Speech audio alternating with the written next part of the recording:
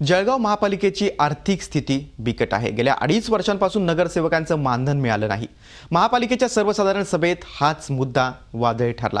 असं असतानाही सर्वसाधारण सभेत मात्र नगरसेवकांच्या मानधनात दुप्पट वाढ करण्यात आली। नगरसेवकांचं मानधन आता 7.5 वरून तब्बल 15,000 रुपये करण्याचा निर्णय सर्वानुमते घेण्यात आला।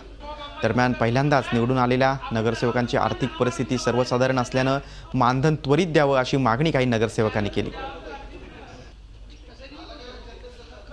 जो नगरसेवक निवडून येतो त्याला दैनंदिन लागणारा खर्च, मोबाईलचा खर्च, वाहनाचा खर्च, इंधनाचा खर्च या बऱ्याचशा गोष्टी त्याला स्वतःच्या खिशातनं खर्च करावा लागत असतात।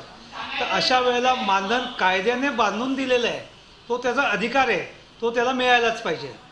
ज्या पद्धतीने आमदार आणि खासदारांच्या मानधनाच्या संदर्भातही वाढ होते, आज जवळपास 39 महिने झाले की नगरसेवकांना मानधन देण्यात येत नाही।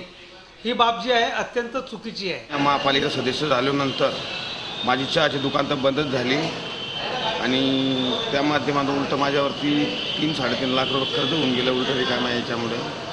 आणि महापालिका कुठलीच ठोस निर्णय घेत नाही आणि मानधन तर आमचं दिलेच नाही, जवळजवळ 30 महिन्यापासून मानधन दिलेलं नाही आहे। मानधनात वाढ करावी याबाबत मागणी केलेली होती आणि ते मानधन 7,500 वरून 15,000 रुपये करण्याच्या संदर्भात सर्वपक्षीय सर्व नगरसेवकांची मागणी असल्यामुळे त्या मागणीला आम्ही मान्यता दिलेली आहे आजच्या महासभेमध्ये।